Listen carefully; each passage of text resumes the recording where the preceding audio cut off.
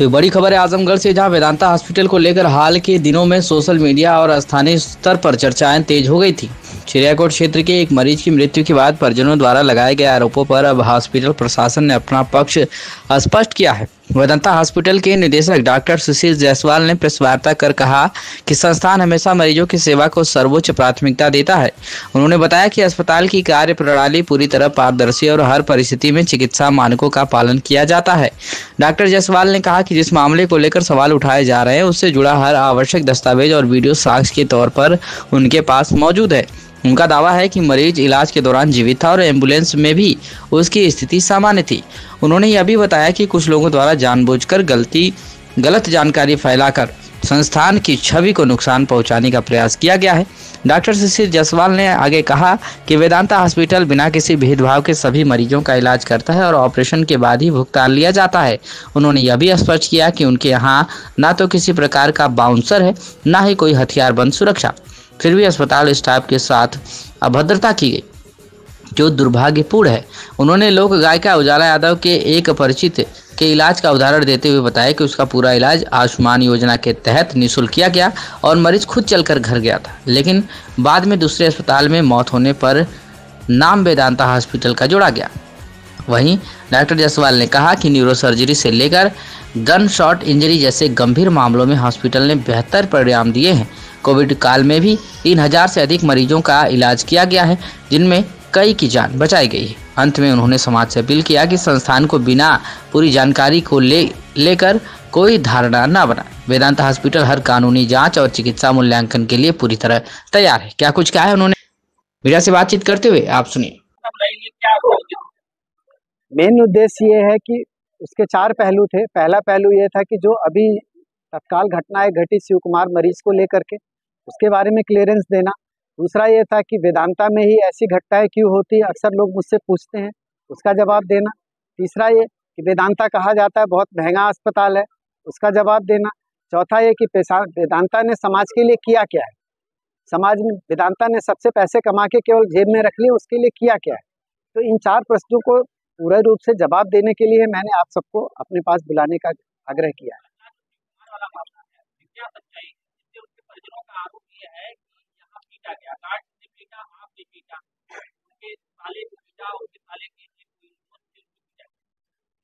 जो साले के उनके दोस्त से उनके बारे में कहा जा रहा है कि उनके साथ पिटाई हुई, एक ही आदमी है जिन्होंने कहा कि मेरे साथ पिटाई हुई।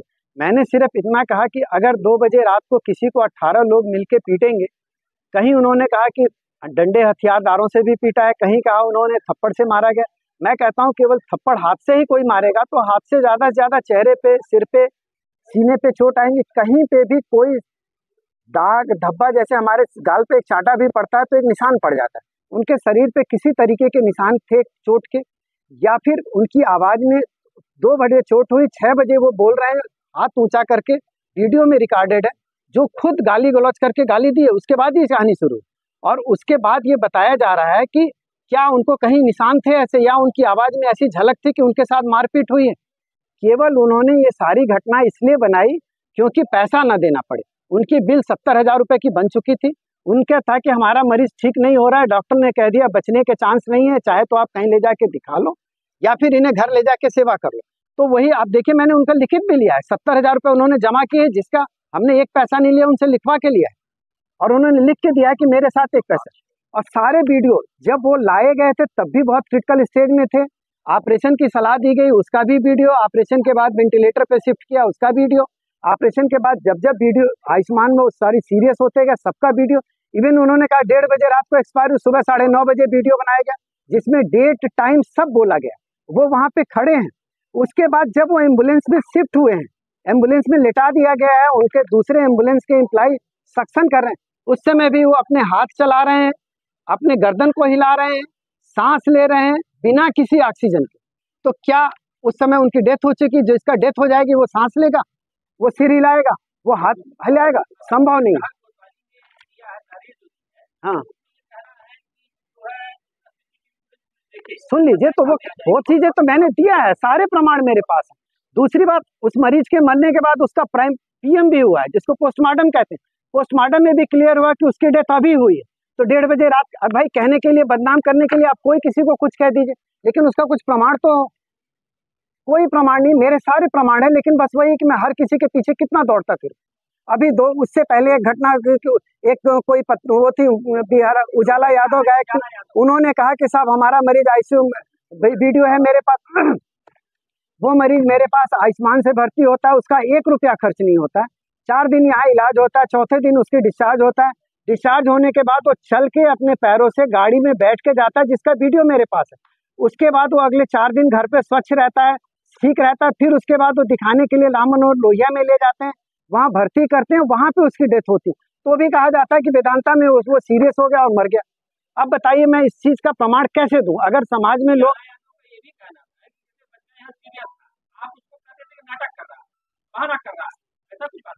भाई मेरी बात आप सुनिए, ये शब्द तो उनकी बनावटी है। अगर मैं ऐसा कहता तो कैसे उसका इलाज करता, और अगर ठीक होता तो कैसे पैरों पे चल के जाता? वो अपने पैरों से चल के जा रहा है, घर पे भी 4 दिन ठीक है, खा रहा है, पी रहा है, सारा काम कर रहा है, और चौथे दिन लोग उसको लोहिया ले जाने दिखाने के लिए, तो लोहिया वाले कह रहे हैं भाई कुछ इसमें दिक्कत लग रही है, इसको एडमिट करिए, इसकी जांच होगी, और वहां पे उसकी डेथ हो रही है, और आप कह रहे हो कि वेदांता में उसको वो सीरियस हो गया, उसकी डेथ हो गई, तो मैं इसका क्या प्रमाण दूं? मैंने इसका जवाब अभी दिया सर, मैं आपसे यही जवाब, देखिए सर मेरे पास 90% क्रिटिकल पेशेंट आते हैं।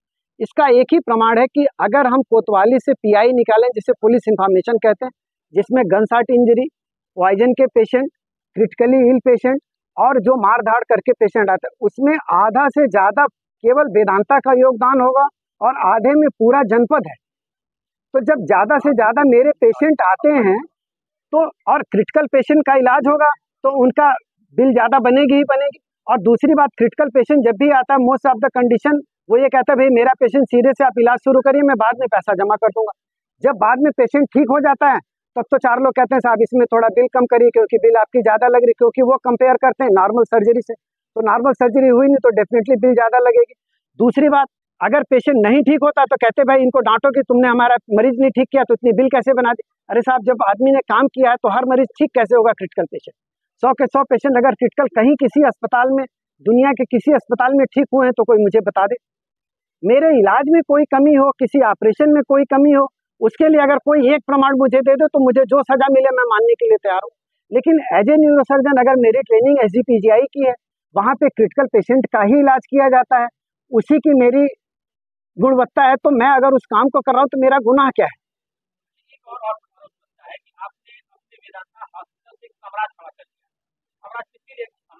यस, वो अगर मैंने काम किया है, तो आप ये सोचिए कि उसको मैंने समाज के लिए ही किया। मैंने जो भी आजमगढ़ में पैसा पाया या पैसा कमाया, आजमगढ़ के जनता के लिए ही इन्वेस्ट किया है। मैंने यहाँ का पैसा कहीं बाहर इन्वेस्ट नहीं किया।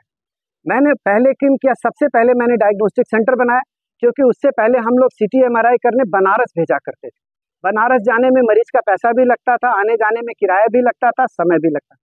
आज मैंने rocks magnet 3 Tesla MRI Azamgarh में पहला मैंने दिया, और आज भी पहला ही है। कोई MRI सेंटर, और चार्ज उतना ही जितना सबका MRI सेंटर। 128 स्लाइस CT दिया, जो में अत्याधुनिक तरीके की जांचें होती, किसी भी सेंटर पे आज भी 128 स्लाइस CT नहीं लगा हुआ है, ना आजमगढ़ में ना मऊ में, और चार्ज सबके सेम है। मैंने स्कूल खोला, जयपुरिया के नाम से खुला है। आज उस स्कूल का एक टैग है कि वहाँ के बच्चे मेधावी हैं, और सर मेधावी इस हद तक हैं सर कि वहाँ पे 99% बच्चा आज एक पोजीशन होल्डर है। उसी में का एक बच्चा आजमगढ़ का इतिहास रचा है, जिसको पूरे भारतवर्ष के 40 बच्चों में चुना गया है, जो हमारे भारत के प्रधानमंत्री से मिलने जा रहे हैं, जिसका भी प्रमाण मेरे पास है। आप कहेंगे तो वो भी मैं आपको दे सकता हूँ। वो भी गौरव आजमगढ़ के जयपुरिया के पास ही जाता है। वहीं के टीचर ने उस बच्चे को इस लायक बनाया कि आज वो हैं। आज हमारे कितने ही प्रशासनिक अधिकारी हैं जिनके बच्चे भी उसी विद्यालय में पढ़ रहे हैं, सिर्फ इसलिए क्योंकि वहाँ के प्रशासन की एक अपनी क्वालिटी है। आज मैंने जयपुरिया मऊ में खोला है सर, जहाँ स्कूलों में कहा जाता है एडमिशन ओपन, आधी फीस माफ, आधा ये माफ। आज वहाँ एक भी बच्चा अभी पढ़ के नहीं निकला है, पहला सेशन है, लेकिन एडमिशन क्लोज का बोर्ड लगाना पड़ा। इतनी ज्यादा वहाँ पे एडमिशन हो चुके हैं, केवल वहाँ के इंफ्रास्ट्रक्चर और वहाँ की सुविधाओं को देख करके। तो मैंने जो पैसा कमाया यही सर्च किया। अरे मैं छोटी सी बात बता रहा हूँ सर, मैंने गौशाला खोली, उस गौशाला में भी दूध का रेट वही है, लेकिन दूध जो मिलता है गीर गाय का मिलता है।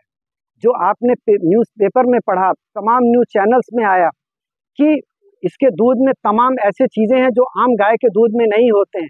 आज तक में निकला है, तमाम बड़े न्यूज़ चैनलों में आया, सारे पेपरों में आया। जब हमने उसका उद्घाटन बाबा रामदेव जी से कराया था तो उन्होंने ही कहा था, इतनी ज़्यादा गिर गाय का कलेक्शन मैंने आज तक किसी गौशाला में नहीं देखा है। लोग 1-2 गिर गाय लाते हैं अपने घर के दूध पीने के लिए। उसकी वजह यही है सर, क्योंकि मैं क्रिटिकल पेशेंट डील करता हूं और क्रिटिकल पेशेंट जब आता है तो मोस्ट ऑफ द टाइम उसके पास पैसे नहीं होते हैं, और जब पैसे मांगे जाते हैं ठीक होने के बाद या रिफर करते समय तो लोग कहते हैं कि हम पैसे नहीं देंगे। 4 लोग खड़े हो जाते हैं, कहते हैं आपने बिल ज़्यादा बनाई। तो हम कहते हैं भाई सब पहले तो हमने आपको बताया, तो जिसको बताते हैं वो पीछे चले जाते। नए लोग आके खड़े हो जाते हैं, या तो मैं क्रिटिकल पेशेंट लेना बंद कर दूं, पहले कह दूं पहले पैसा जमा करिए तब इलाज करेंगे, तब कल को आप यही कहेंगे पेशेंट मर रहा था, आपने पैसे के लिए इलाज नहीं किया और पैसा मरीज मर गया। सर आप ये सब सारी चीजें कह रहे हैं कि हम लोगों से बहुत वो कम्युनिकेशन गैप कहाँ रह जाता है जो इस तरह की कंडीशन हमेशा देखते हैं? कम्युनिकेशन गैप नहीं है सर, ये कुछ लोग तरीके से आते हैं कि ये चीज इलाज हो गई, जो मेन रिश्तेदार हैं वो कभी नहीं कहते।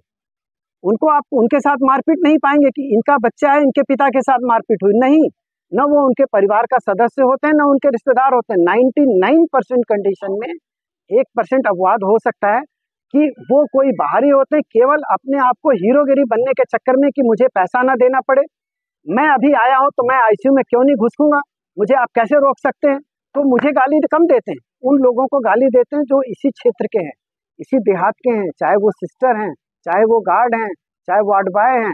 अगर वो कोई गरीब परिवार से हैं, चाहे अच्छे परिवार से, जिन्होंने जितनी पढ़ाई की अपनी पढ़ाई के हिसाब से वो सेवा दे रहे हैं, तो क्या वो गाली खाने के लिए बैठे हैं?